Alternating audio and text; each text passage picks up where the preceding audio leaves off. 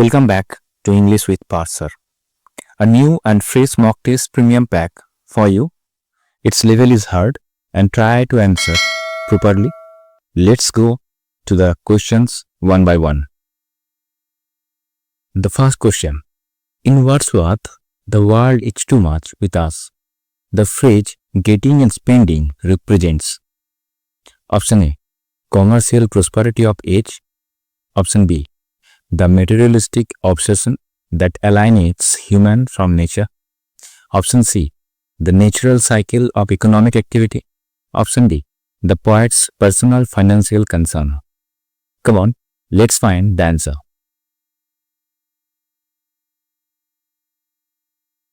Okay, the term getting and spending means whatever you are earning, you are just spending the money as soon as possible. So, between the four, you can say four options. Definitely some persons will go to the first options, commercial prosperity of the age. Okay, understand. But if you deeply read the poem, you can understand that here the poet want to lead us to the naturalistic view. So the option B, the materialistic obsession that alienates human from nature, it is the correct answer. তাহলে এখানে materialistic obsession আর অ্যালাইনেটস যেটা করছে আমাদের human বিংকে from the nature, এটা হচ্ছে আমাদের perfect answer. চলে যাই to the next question. Okay, the trumpet of prophecy in Shelley's Ode to the West Wind refers to option A, the west wind's literal sound. B, the poet's revolutionary message for social change. Option C, a biblical reference to Judgment Day. Option D, the seasonal change from winter to spring. Let's find the answer.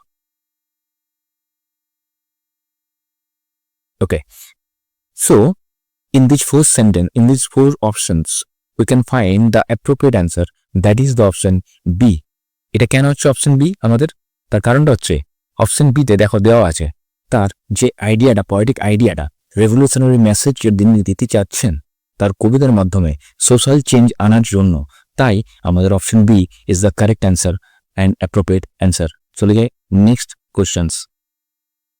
Okay, question number 3, in Keats Ode to a Nightingale the poet wishes to fade away into the forest in because option A, he wants to escape from human suffering and mortality. Option B, he is tired of city life. Option C, he wants to become one of the nightingale. Naki option D, he seeks inspiration for his poetry. Let's find the answer.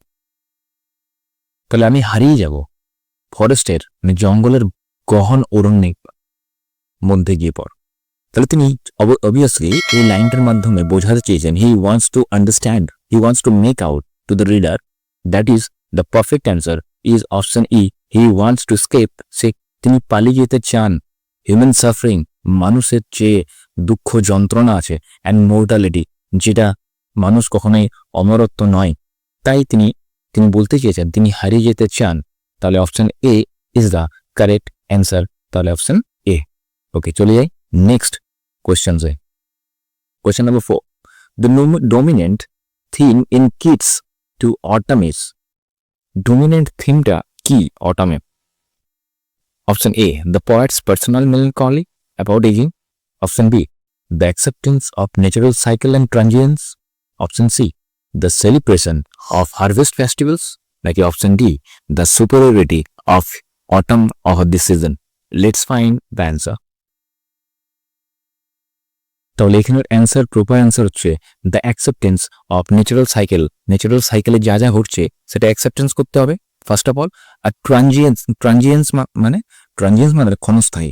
তাহলে মানুষের যে জীবনটা সেটাও ক্ষণস্থায়ী, natural যে জিনিসগুলো ঘটছে সেটাও ক্ষণস্থায়ী। তাহলে আমাদের এখানে হচ্ছে dominant theme the acceptance of natural cycle and transience. চলে যাই next question 5, question number 5, Tennyson's Ulysses embodies the spirit of option A, resigned acceptance of old age. B, domestic contentment and peace. C, restless quest for knowledge and experience, নাকি D nostalgic longing for past glory? তাহলে কবিতাটা পড়লে নিশ্চয়ই বুঝতে পারা যায় যে main character protagonist কি চায়, তার কি কোয়ালিটিজ আছে। এখানে নিশ্চয়ই আমাদের কোয়েশ্চেন্সের মধ্যে option C is the better option. Restless quest for knowledge, উচ্চাকাঙ্ক্ষা তার আছে জ্ঞানের জন্য, অ্যান্ড এক্সপিরিয়েন্সও আছে তার। চলে যায় next question.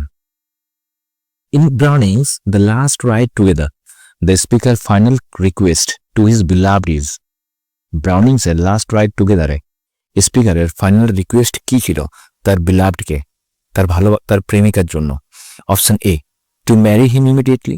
Option B, to grant him one last ride together. Option C, to explain why she is rejected him. Option D, to remain friends despite rejection. Let's find the answer. Okay.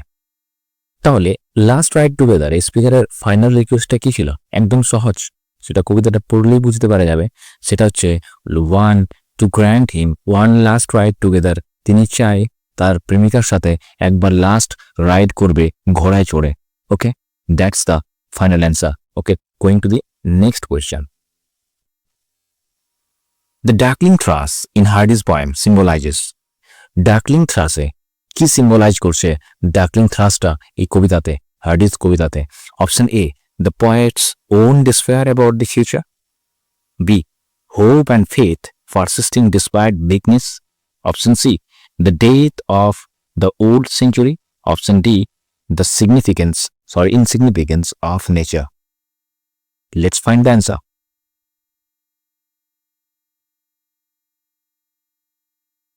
তার অ্যান্সারটা কি হচ্ছে?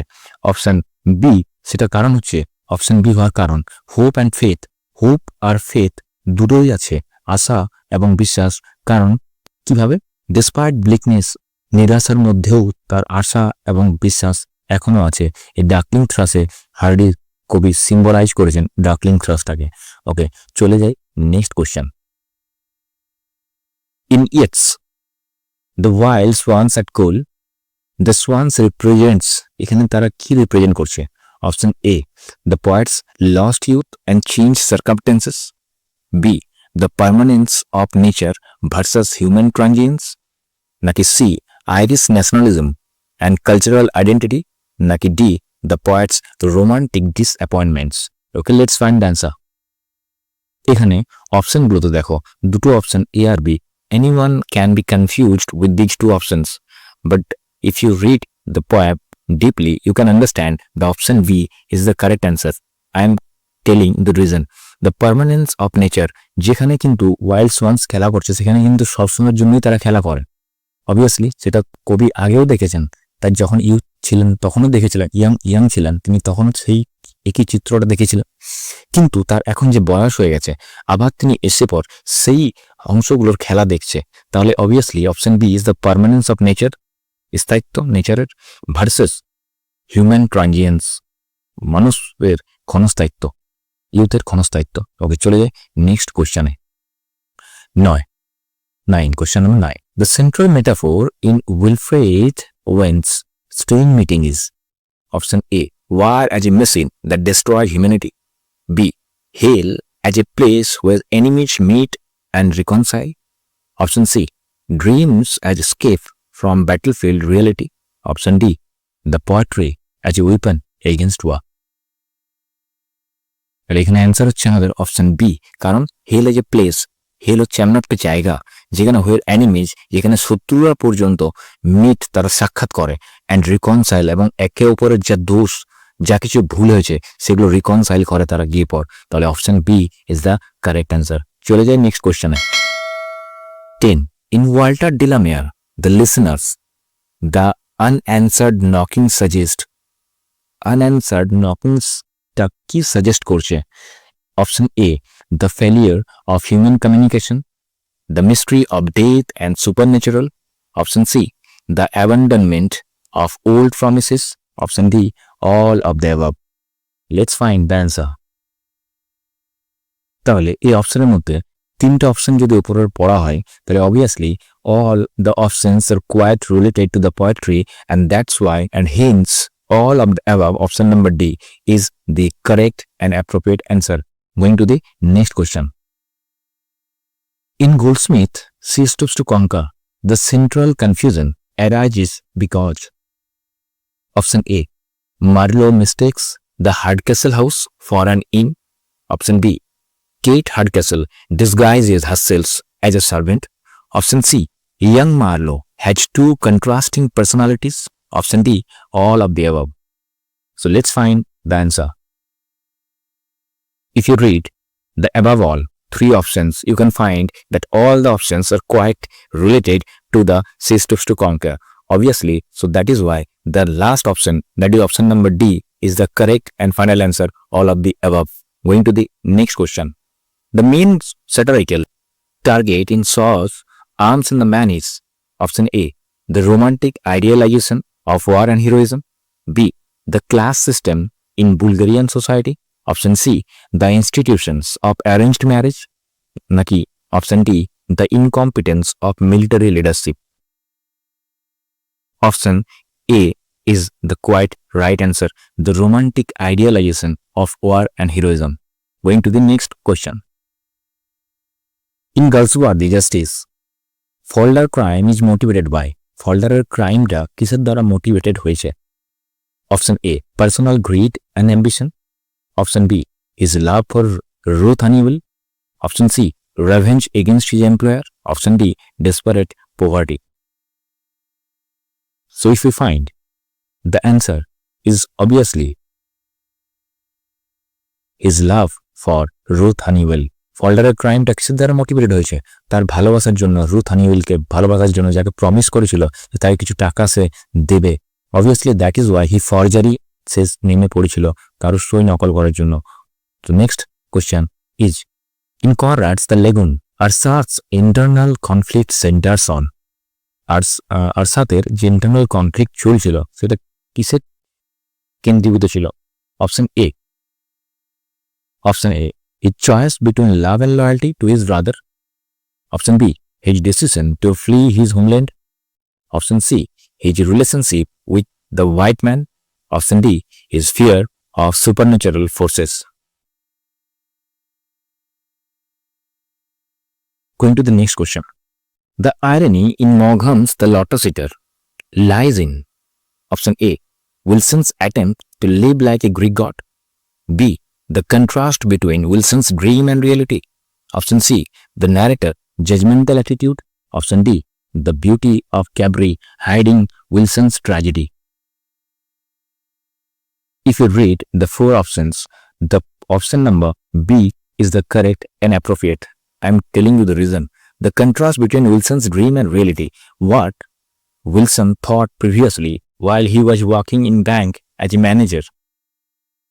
Suddenly, his reality changed everything in his life. যেটা সে ভেবেছিল সেটা কিন্তু আর হয়নি। সে 60 বছর বেঁচে থাকার পরেও, মানে 60 বছরের পরেও সে বেঁচে গিয়েছিল, তাই তার কষ্ট সে ভোগ করেছিল। That is his dream, to live like a heaven place, but the reality is something another. চলে যাই নেক্সট কোয়েশ্চনে। Question number 16. In O. Henry's The Gift of Magi, the term Magi refers to option A, the wise man who brought gifts to Christ. Option B, Jean and Delah's wisdom in gift giving. Option C, magical elements in the story. Option D, both A and B. Everyone can make a mistake with these four options, and especially in A and B. But the actual answer is obviously the wise man who brought gifts to Christ. তাহলে মেজাই তাদেরকে বলা হয় যারা মানে বলা হয় যখন খ্রাইস্টের জন্ম হয়েছিল তখন তার জন্য গিফট নিয়েছিল যে 3 জন মেজাই, তাকেই বলা হয় মেজাই তাদেরকে, the wise man who brought gifts to Christ. Okay, চলে যাই next. In Bates the ox symbolizes, এখানে অক্স কি সিম্বলাইজ করছে? Option A, the strength and endurance of rural life. Option B, the protagonist stubborn nature. Option C, the burden of responsibility and sacrifice. Naki option D, the connection between humans and animals. Let's find the answer. Obviously আমাদের answer হচ্ছে এই যে ox কি symbolize করছে এখানে the burden of responsibility and sacrifice. তাহলে আমাদের answer হচ্ছে কোশ্চেন মানে অপশন নাম্বার সি, সেটা হচ্ছে বার্ডেন অ্যান্ড রেসপন্সিবিলিটি, দায়িত্ব অ্যান্ড স্যাক্রিফাইস। ওকে, চলে যাই নেক্সট কোশ্চেনে। Lamb's dream children a reverie is structured as a straightforward memoir of a childhood, B. an imaginary conversation with non-existent children, C. a philosophical treatise on memory, নাকি option D. a letter to his deceased sister. Let's find the answer, but don't be confused. Okay, if we discuss the answer, obviously the answer is the straightforward memoir of his childhood. এখানে অনেকে ভুল করবে and imaginary conversation with non-existent children. Obviously অনেকে বলবে এটাই answer সঠিক, কিন্তু এটা কেন হচ্ছে না তার কারণ একটাই, যদি অ্যান্সার থাকতো A and B both তাহলে obviously A and B both হতো, কিন্তু এখানে যেহেতু অ্যান্সার এক দেওয়া নেই both, তাই A অ্যান্সার সেটা হচ্ছে straightforward memoir of his childhood। সেখানে সেই গল্পে মানে সেই এসেতে তার ছোটবেলাকার গল্পগুলো কিন্তু সব বলছে, তাই এটা হচ্ছে structured as straight forward মেমোয়ার of A childhood. চলে যান নেক্সটে। According to L.A. Hill's principles of good writing, the most important quality of effective writing is option A. elaborate vocabulary and complex sentences, option B. clarity and simplicity of expression, option C. extensive use of literary devices, option D. adherence to traditional grammatical rules. Okay, so if you read L.A. Hill's principles of good writing, সেখানে তিনি যথেষ্টভাবে positive কথা বলেছেন। তাই দেখো এখানে যে অপশনটা পজিটিভ অপশন অবভিয়াসলি সেটা হবে। তাহলে কি আছে পজিটিভ অপশন, সেটা হচ্ছে clarity and simplicity of expression. এটা হচ্ছে আমাদের পারফেক্ট অ্যান্সার। চলে যায় নেক্সট কোশ্চেনে। Identify the error, neither the teacher nor the students was prepared for the examination. Option A. subject verb disagreement, option B. incorrect use of neither nor, option C. wrong tense usage, option D. no error. তাহলে আমি অ্যান্সারটা বলার আগে একবার বলে নিই যে এখানে যে সমস্ত গ্রামার কোশ্চেন্সগুলো দেওয়া আছে তোমরা দেখার পর বুঝবে that is idealistic and perfect for the exam oriented questions আমি এখানে দিয়েছি, এবং এরকম কোশ্চেন্স আমার মনে হয় তোমরা ইউটিউবে আজ পর্যন্ত পাওনি। তাই চেষ্টা করবে কোশ্চেনগুলো নিজের থেকে দেওয়ার, আর যদি ভুল করো তাহলে অবভিয়াসলি সেটা নিয়ে রিসার্চ করবে, তবেই শিখতে পারবে। তাহলে অ্যান্সারটা চলে যাই সাবজেক্ট ভার্ব ডিসএগ্রিমেন্ট। এটার কারণ কেন আমি বলে দিচ্ছি। দেখো এখানে স্টুডেন্টস ওয়াজ আছে, তাই তো নিদারের পর স্টুডেন্টস ওয়াজ আছে, তাহলে যেহেতু স্টুডেন্টস আমাদের প্লুরাল নাউন, তাই তো প্লুরাল নাম্বার আছে, তাই অবভিয়াসলি আমাদের ওয়াজটা এখানে ওয়ার হতো, তাই এখানে আমাদের সাবজেক্ট ভার্ব ডিসএগ্রিমেন্ট হয়ে আছে।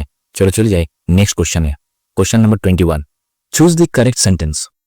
হি is one of those students who always comes late, option B. He is one of those students who always come late, C. He is one of those students who always comes late, option D. He is one of those students who always came late. Let's find the answer. তাহলে এখানে option number C is the correct answer. He is one of those students who always comes late. কেন হলো আমি বলে দিচ্ছি এরপর। যেহেতু এখানে one of those student আছে, তাই তো এটা হচ্ছে আমাদের সিঙ্গুলার একটা নাউন, তাহলে সিঙ্গুলার নাউনের সাথে অবভিয়াসলি সবসময় সিঙ্গুলার ভার্ব বসে, তাহলে কামস যেহেতু সিঙ্গুলার ভার্বস, তাই তো তার জন্য এটা হচ্ছে অপশন সি। এবার তোমরা বলবে sir one of those students who came লেটও তো আছে, অবভিয়াসলি ক্যাম লেট আছে, ক্যামটাও সিঙ্গুলার ভার্ব, কিন্তু এখানে প্রবলেমটা হচ্ছে অলওয়েজ এখানে রিপ্রেজেন্ট করে সবসময়ের জন্য প্রেজেন্ট কন্ডিশনকে, ঠিক আছে। তাই প্রেজেন্ট কন্ডিশনকে যেহেতু সে প্রেজেন্ট করছে অলওয়েজ, তাই এখানে ইজ হোয়াট আপ কনফার্ম, আর এখানে কখনোর জন্য পাস্ট টেন্স হবে না, এখানে past tense is not appropriate, তাই comes is the correct answer and option C is the correct answer. চলে যাই নেক্সট কোশ্চেনে। The sentence having finished the work the book was closed by him contains a dangling participle, B incorrect passive voice, C wrong tense sequence, নাকি D misplaced modifier. Let's find the answer. দেখো এখানে আছে having finished the work the book was closed by him, এখানে একটা passive voice দিয়ে এখানে passive ভয়েসও দিয়ে দিয়েছে, তাহলে আমাদের এখানে পারফেক্ট অ্যান্সার হচ্ছে ড্যাংলিং পার্টিসিপেল। আমি বলে দিচ্ছি কেন, তার কারণটা মানে এখানে ড্যাংলিং পার্টিসিপল এই কারণেই বলা হচ্ছে যে আমাদের এই সমস্ত সেন্টেন্স অনেক সময় কনফিউজ করে দেয়, তাই তো। Having finish the work the book is closed by him, তুমি বলবে স্যার এটা তো ঠিক আছে, অবভিয়াসলি ঠিক আছে, কিন্তু অ্যাকর্ডিং টু দ্য গ্রামার বলা হয়েছে যে সবসময়ের জন্য কনফিউজ তাকে না করে দেয়, তাই হ্যাভিং ফিনিশ দ্য ওয়ার্ক সবসময়ের জন্য প্রথমে ভার্ব বসবে। কে কাজটা করছে, কাজটা কি করছে সেটা আমাকে দেখতে হবে প্রথমে, যে কাজটা কি করছে। তাহলে কাজটা করছে হি, এখানে হি দেওয়াটা দরকার ছিল, তাই এখানে এই dangling participle is the correct answer. চলে যান next question. Choose the most appropriate article. She wants to become dash engineer like Einstein, like dash Einstein. Okay, option number an and the, নাকি এ তারপরে কিচ্ছু না, নাকি option C and তারপরে কিচ্ছু না, নাকি ডি দা। তাহলে এটা simple questions. She wants to become an engineer, first of all an তো হবে, কিছু হোক আর না হোক, তাই তো। এরপর অ্যানের পর কি হবে সেটা আমাকে জানতে হবে।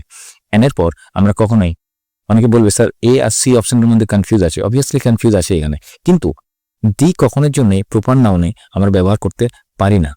এটা যেহেতু আইনস্টাইনের যে প্রপার নাউন, তার জন্য আমরা দি ব্যবহার করতে পারবো না, তার কারণ এখানে তাই অ্যান শুধুমাত্র she wants to become an engineer like Einstein, এখানে না তো দা হবে আর না তো কিচ্ছু হবে, তাই এখানে যদি এখানে দা ইয়াং বলতে ইয়াং আইনস্টাইন তার মতো কেউ অন্যজন, তাহলে এখানে বোঝাতে পারতাম আমরা দা, কিন্তু এখানে যেহেতু কিচ্ছু নেই তাই এখানে কিচ্ছু হবে না।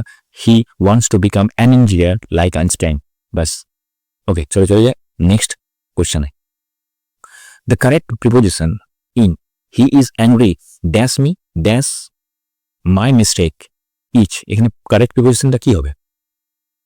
তাহলে যেহেতু এখানে অপশন দেখো চারটা অপশন আছে, at, for, with, for, on, about, to, because.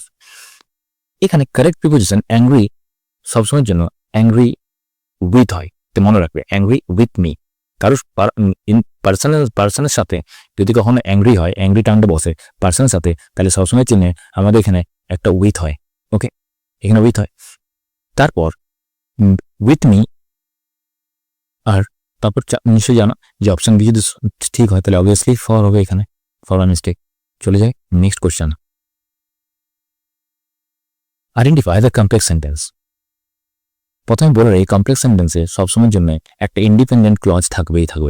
এটা প্রথমে বলে দিচ্ছি, ইন্ডিপেন্ডেন্স ক্লজ একটা থাকবে সবসময়ের জন্য। Independence clause is must in a complex sentence. তাহলে এরপর নিচের অপশনগুলো, he came and saw me yesterday. B, he came to see me but I was not at home. C, when he came to see me I was not at home. He came to see me semicolon however I was not at home. তাহলে obviously আমাদের কোন অ্যান্সারটা মনে হচ্ছে? তাহলে আমি একটা আগে বললাম যে independent clause is must in a complex sentence, তাহলে হোয়েন যেহেতু আছে, আর হোয়েনও যখন এই লিঙ্কারটা বসে, হোয়েন মানে কনজাংশনে যখন বসবে তখন সেটা হচ্ছে আমাদের একটা কমপ্লেক্সের একটা উদাহরণ। তাহলে এখানে when he came to see me I was not at home, দেখো এই I was not at home কিন্তু একটা ইন্ডিপেন্ডেন্ট ক্লজের মানে উদাহরণ, তাই এটা হয়ে গেল আমাদের complex sentence, option C. Next question, the relative clause in the man whom you met yesterday is my uncle is defining or restrictive, non-defining, non-restrictive, নাকি সি nominal, নাকি D adverbial? Let's find the answer. তাহলে দেখো option number এ defining. কেন defining আছে তার কারণটা বলে দিচ্ছি। রেস্ট্রিক্টিভ কেন, ডিফাইনিং বা রেস্ট্রিক্টিভ কেন, তার কারণ দ্য ম্যান, এখানে যে ম্যানটাকে যে ভাবে বলা হয়েছে, the man whom you met yesterday is my uncle, আর এখানে যে হুম আছে, যেহেতু এখানে হুম আছে তাহলে হুমটা আগে রিপ্রেজেন্ট করছে আমাদের আঙ্কেলকে রিপ্রেজেন্ট করছে, তাহলে এটা হলো ডিফাইনিং। আঙ্কেলের মানে বিবরণটা অলরেডি দিয়ে দিয়েছে, হুমটা রিপ্রেজেন্ট করছে কাকে, আঙ্কেলকে, তাই এটা হচ্ছে আমাদের ডিফাইনিং আর রেস্ট্রিক্টিভ একটা ক্লজের উদাহরণ, ঠিক আছে, relative clause. Okay, option number A is correct answer. চলে যায় next, convert in direct speech, you know about that in better then me, obviously it is so simple. তাহলে she said I am going to London tomorrow, এটাকে convert করো in direct স্পিচে। She said she was going to London the next day. Option B, she said that she is going to London tomorrow. নাকি option C, she said that she will go to London tomorrow. নাকি D, she said that she would go to London the next day.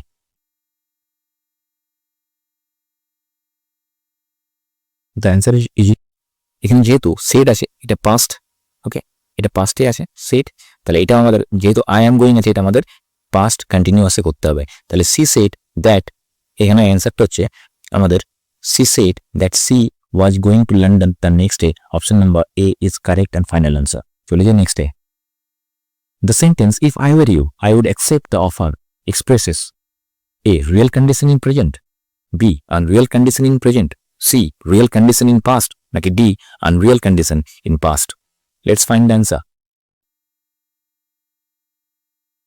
তাহলে এখানে আমাদের answer হচ্ছে the right answer is unreal condition in present. কারণ if I were you I would accept the offer, আমি যদি তুমি হতাম তাহলে আমি এই অফারটা অ্যাকসেপ্ট করতাম। যেহেতু প্রেজেন্টে আছে ঘটনাটা, কোনোভাবেই সেই বক্তা এখনই হতে পারবে না সে তার সেই চরিত্রটা যাকে সেই কথাটা বলছে, তাহলে এটা হচ্ছে আনরিয়াল কন্ডিশন ইন প্রেজেন্ট, বর্তমানে সেটা unreal condition. Option number B is the correct answer. Going to the next question of 29, choose the sentence with correct verb agreement. Each of the boys have completed their homework. Each of the boys has completed his homework. Each of the boys have completed his homework. নাকি each of the boys has completed their homework. Let's find the answer. তাহলে এখানে answer হচ্ছে each of the boys has completed his homework। এর কারণটা আমি বলে দিচ্ছি। each সবসময় each হচ্ছে এমন একটা ওয়ার্ড যে সবসময় একটা সিঙ্গুলার ভার্ব ইউজ করে। তাহলে যেহেতু এখানে each of the boys has আছে, has হচ্ছে আমাদের সিঙ্গুলার, ঠিক আছে, হ্যাজ হচ্ছে আমাদের সিঙ্গুলার, তাই এখানে that's answer is perfect and accurate. Okay, তাহলে দেখো এখানে যদি আমি আবার অন্য একটা কোশ্চেন দেখি, আমি বলে দিচ্ছি এখানে each of the boys have আছে, তাই তো, তাহলে ইচ আমি কি বলেছিলাম একটা সিঙ্গুলার সাবজেক্ট নেই, যেহেতু হ্যাভ আছে তাই এখানে কখনোর জন্যই আমাদের এই অ্যান্সারটা সঠিক নেই। তাহলে option B is the correct and appropriate answer. চলে যাই next question. The mood expressed in long live the king is indicative, imperative, subjunctive নাকি interrogative. Let's find the answer. তাহলে এটা বলে দিচ্ছি, অনেক ইজি কোশ্চেন এটা। The mood expressed in long live the king is, এটা হচ্ছে আমাদের সবসময়ের জন্য সাবজাংটিভ। সাবজাংটিভ কি? সাবজাংটিভ সবসময় ইম্পারেটিভের মতো হয়। ইম্পারেটিভ মানে কেমন ধরো, সরি অপটেটিভের মতো হয়। কেমন জানো, হচ্ছে ধরন ডায়ার উইস, সবসময় উইস বা প্রে, ঠিক আছে, প্রে এই সমস্ত কিছুই সে রিপ্রেজেন্ট করে তার সাবজাংটিভ মুডের দ্বারা, তাই এটা হচ্ছে আমাদের সাবজাংটিভ মুডের একটা example. Okay, thanks for watching.